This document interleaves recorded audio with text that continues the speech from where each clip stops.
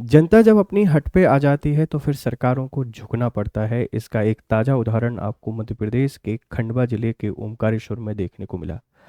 सरकार 2027 तक एक प्रोजेक्ट को बनाना चाह रही थी। उनका पर्पस था कि 2028 में हमको सिंहस्थ का आयोजन करना है। उससे पहले मध्य प्रदेश में जो ओमकारेश्वर है उसके पास एक लोक बनाया जाए, और इस लोक को नाम दिया गया था ममलेश्वर लोक। लेकिन इस ममलेश्वर लोक के कारण बहुत सारे लोगों को अपना घर और अपना कारोबार छोड़ना पड़ रहा था, और जिसके कारण वहाँ के लोगों को बहुत परेशानी का सामना करना पड़ता। सरकार ने भरसक प्रयास किए, लेकिन इन भरसक प्रयासों के बाद भी जो वहाँ के स्थानीय निवासी नहीं माने, तो फाइनली सरकार ने इस प्रोजेक्ट को अभी निरस्त कर दिया है या टाल दिया है। तो ये क्या है मसला, इसको समझने की कोशिश करेंगे। क्योंकि जब भी कोई चर्चित घटना घटित होती है आपके पेपर में आ जाती है, पूछा जा सकता है कि ममलेश्वर लोक कहाँ बनाया जा रहा था। आप बता देंगे कि ममलेश्वर जो लोक है ये ओमकारेश्वर खंडवा में बनाया जा रहा था। यहाँ पर वैसे भी बहुत चर्चित स्थल है, क्योंकि ज्योतिर्लिंग है। आप उनको ओमकारेश्वर ज्योतिर्लिंग के नाम से जानते हैं। ओमकारेश्वर डैम या फ्लोटिंग जो सोलर पार्क है, इन सब के लिए जाना जाता है। बट ममलेश्वर लोक के कारण चर्चा में आया और जनता ने सरकार की एक ना सुनी और सरकार को इस प्रोजेक्ट को निरस्त करना पड़ा। चलिए समझने की कोशिश करते हैं क्या है ममलेश्वर लोक। उससे पहले ये है टेलीग्राम चैनल, आप इसको ज्वाइन कीजिए। यहाँ आपको पीडीएफ और अपडेट सारी चीजें मिल जाती हैं। देखो भाई, ओमकारेश्वर में बंद भूख और डर के बाद मनी दिवाली आंदोलन ने सरकार से ममलेश्वर लोक का फैसला पलटवा दिया। एक वीडियो से बिगड़ा था मामला। जो ममलेश्वर लोक है या ममलेश्वर पथ है, इसकी कहानी बहुत पहले से चल रही है। पिछले काफी लंबे समय से इसका विरोध हो रहा है। बाद में जब एक कमेटी बनाई गई, कमेटी ने जब डिस्कशन किया लोगों से, उसके बाद ये बात नहीं बनी, तो फाइनली इसको अभी टाल दिया गया है। आगे क्या होगा वो आगे ही देखा जाएगा। तो हमारे लिए याद रखना है कि जो ममलेश्वर लोक है, ये ममलेश्वर लोक कहाँ बनने वाला था? ये ओमकारेश्वर में बनने वाला था। और ओमकारेश्वर इसको बनाया क्यों जा रहा था, कारण समझने की कोशिश कीजिए। क्योंकि सिंहस्थ जो है, ये सिंहस्थ एक बहुत बड़े आस्था का पर्व है।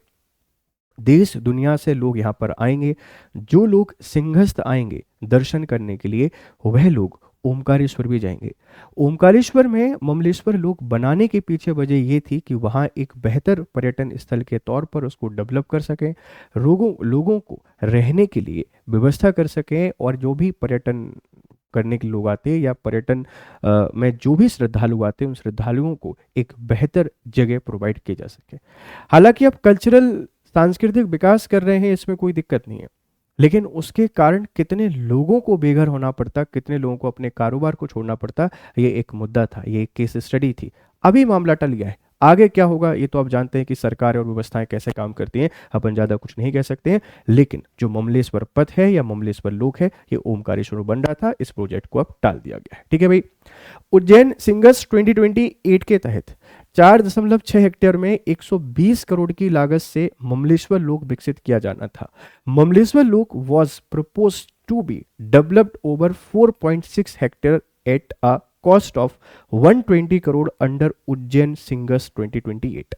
सिंहस्थ को और बड़ा बनाने के लिए, श्रद्धालुओं को मध्य प्रदेश की संस्कृति से परिचय कराने के लिए इस लोक को बनाया जा रहा था, ताकि लोग उज्जैन आए, उज्जैन से ओमकारेश्वर जाएं, उज्जैन आने के बाद वो जो शारदा पीठ है वहां भी जाएं, या फिर पीताम्बरा पीठ भी जाएं, पूरे मध्य प्रदेश के दर्शन करें। इससे क्या है, इससे फायदा है, आपकी संस्कृति का प्रचार प्रसार है। जैसे कोई उज्जैन आया, उज्जैन से इंदौर आएगा, इंदौर से ओमकारेश्वर गया, वहां से वापस समय रायसेन चला गया, सांची घूम लिया भीम बेटी का, फिर दर्शन करने के लिए भेड़ाघाट चले जाते हैं, या फिर हम चले जाते हैं शारदा मैया के दर्शन करने के लिए मैयर और पीताम्बरा माता।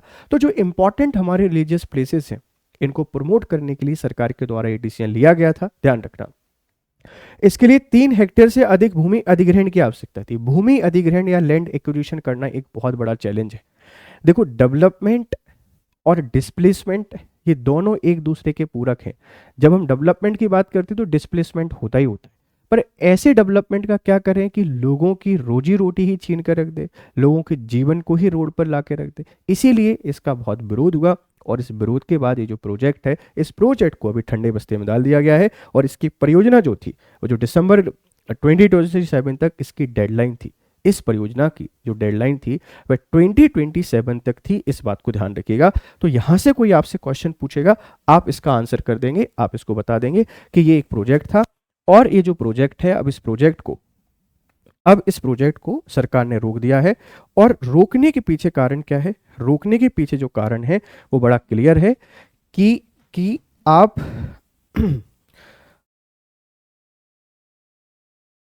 एक मिनट, जनता को परेशान करके कोई विकास किसी काम का नहीं होता है, ध्यान रखिएगा। इसमें क्या क्या था? इसमें रेवा दर्शन प्रांगण बना रहे थे, रेवा दर्शन कोर्टयार्ड, मां नर्मदा और ओमकारेश्वर का भव्य दर्शन कराने वाला आध्यात्मिक स्थल बन रहा था।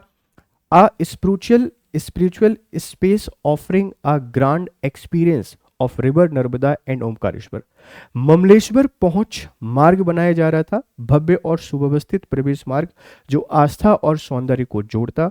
A well design entry path integrating devotion and aesthetics. अभी ओमकारेश्वर जब हम लोग जाते हैं तो रास्ते की परेशानी तो है, पर वो मैनेज करने वाली चीज है। ऐसा नहीं है कि उसके कारण हम लोगों को बेदखल करें, लोगों को वहां से भगाएं और फिर आस्था को बढ़ावा दें। शायद ऐसी जगह तो फिर भगवान भी नहीं रहना पसंद करेंगे कि लोगों को परेशान। अगर किसी ने अवैध कब्जा किया है तो बिल्कुल, पर वो वहां पे रह रहे हैं, पिछले कई दशकों से रह रहे हैं, तो उनको क्यों हटाए? नहीं हटाया जाना चाहिए। विंध्य वाटिका बन रही थी, महर्षि नारद जी एवं ओंकारेश्वर की लोक कथाओं को दर्शाने वाला सांस्कृतिक उद्यान।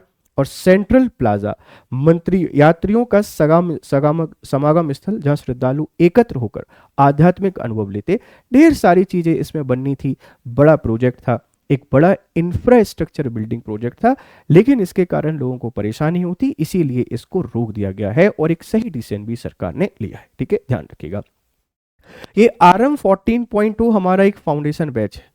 आप एमपीपीएससी की तैयारी कर रहे हैं तो एमपीपीएससी की तैयारी के लिए आपको एक ऑनलाइन गाइड या ऑनलाइन टीचर्स की हमेशा नीड रहती है। तो स्टडी आईक्यू आपके लिए ऑफर करता है आरंभ, तैयारी की शुरुआत की जो शुरुआत होती है उसी को आरंभ आप कहते हैं। या बहुत ही शानदार सेट ऑफ फैकल्टी हैं जो आपको बहुत बढ़िया तरीके से पढ़ाते हैं, आपको गाइड करते हैं, आपकी मेंटरशिप करते हैं। तो बढ़िया तरीके से आपने स्टडी करनी है तो स्टडी आईक्यू के साथ जुड़िए। हम आपको 2 बैचेस ऑफर करते हैं, इसमें एक गोल्ड है, एक प्लेटिनम है। गोल्ड और प्लेटिनम में ईयर का डिफरेंस है। जैसे गोल्ड आपको दिखाई दे रहा होगा ये 11,000 का है, बट इसकी वैलिडिटी 2 साल है। तो आप अभी जैसे कॉलेज पास आउट किया है, 1 साल 2 साल तैयारी हो गए, आप गोल्ड से जुड़ सकते हैं। इसमें सारी फीचर्स आपको मिल रहे हैं, मतलब इसमें भी बहुत सारी फीचर्स हैं। फाउंडेशन कोर्स है, इंटरव्यू गाइडेंस प्रोग्राम है, मेंटरशिप प्रोग्राम है, और भी ढेर सारी फैसिलिटी आपको मिलती है। लेकिन जो हमारा प्लेटिनम है ये 4 साल के लिए वैलिड है और इसमें ढेर सारे फायदे हैं। Test series, mains answer writing, MCQ batch, NCERT batch, तमाम फायदे आपको इसमें मिलते हैं। तो आप जुड़ सकते हैं प्लेटिनम के साथ। ये GRS लाइव कोड आपने यूज करना है और आपकी प्रिपरेशन को बेहतर करना है। चलिए फिर मिलते हैं आपसे दूसरे किसी लेक्चर के साथ, तब तक खुश रहें, मस्त रहें, have nice time, good day.